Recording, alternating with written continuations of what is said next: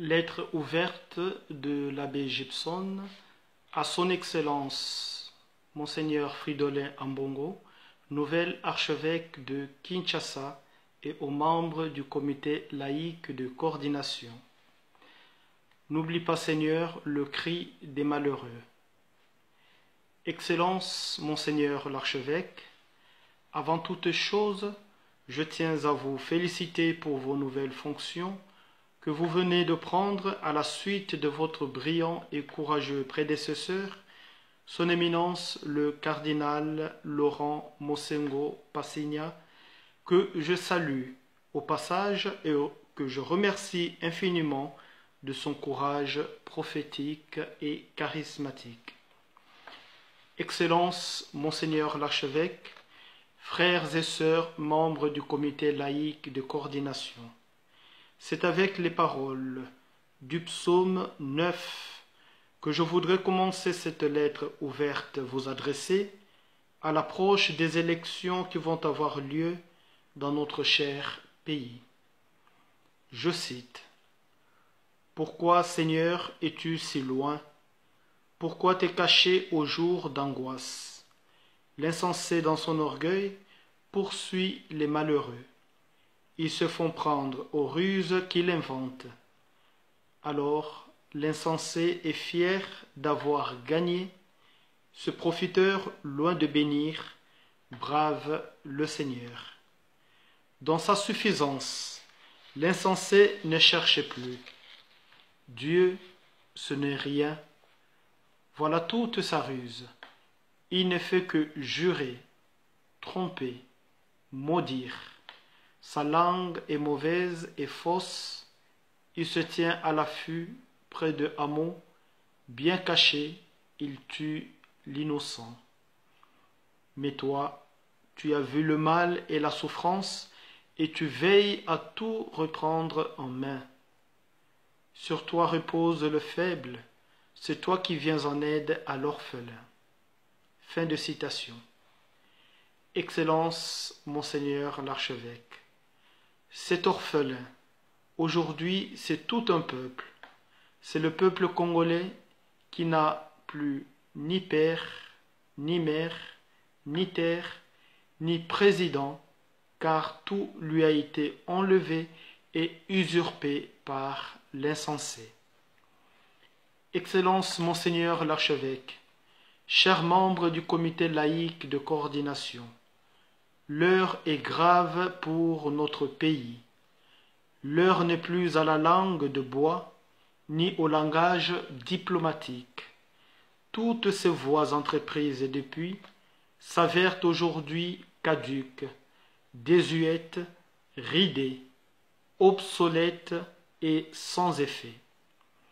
Il est temps d'appeler le chat par son nom, car la médiocrité dans laquelle est plongé notre pays a battu son plein et a ainsi atteint son paroxysme comme jamais dans le passé, ainsi que nous le montrent tous ces farfelus politiciens sans vergogne, sans âme, sans le sens de la parole donnée et sans moralité.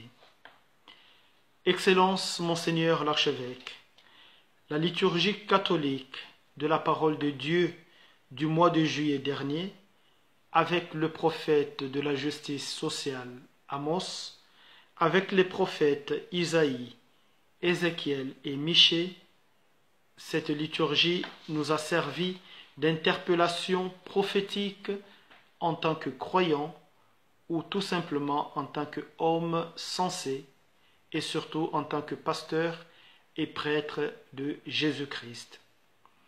Dans aucun pays au monde, si pauvre soit-il, on vit ce que notre pays et notre peuple est en train de vivre depuis 17 ans, alors qu'il est riche, follement riche, tellement si riche.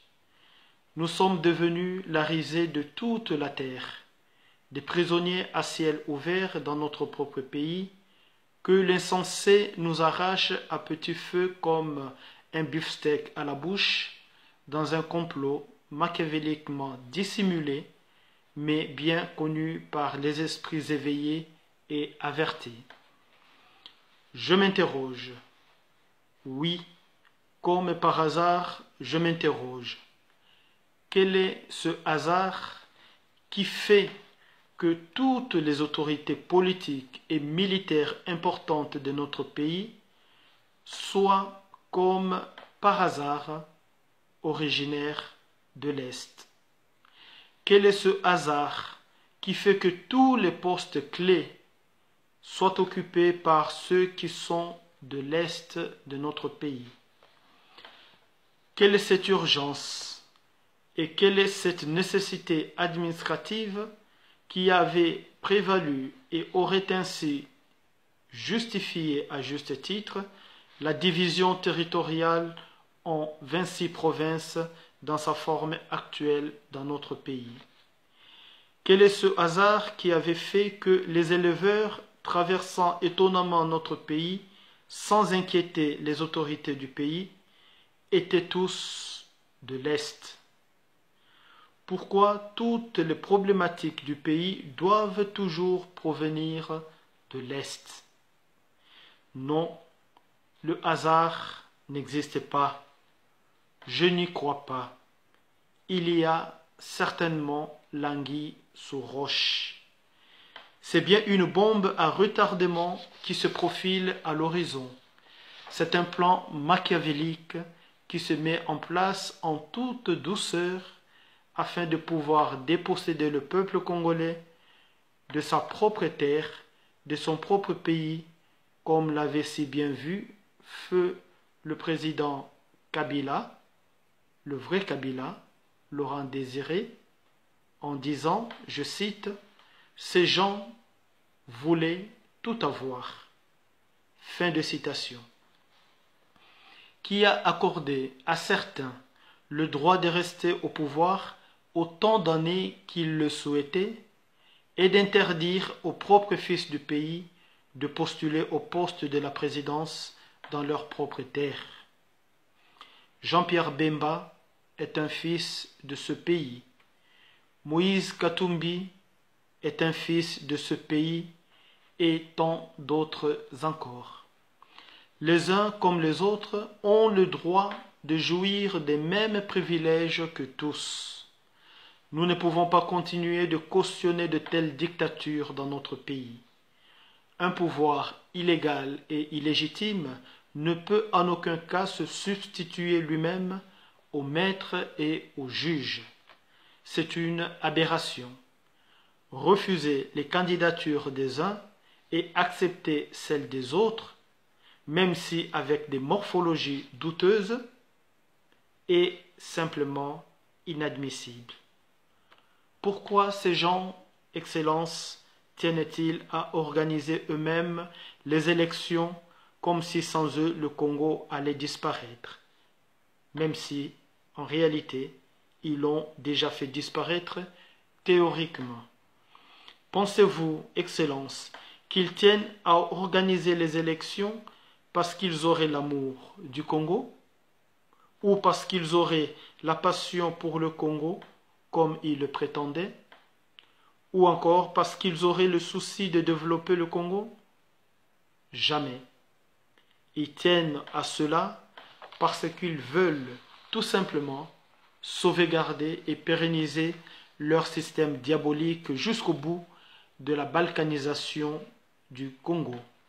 Ils veulent cacher toute la misère qu'ils ont causée à ce peuple et couvrir ainsi tous les meurtres de plus de 12 millions de Congolais qu'ils ont commis en 17 ans, en désignant leur dauphin Chadari, alors que ce dernier devrait en ce moment même se trouver en prison pour son passé lourdement criminel.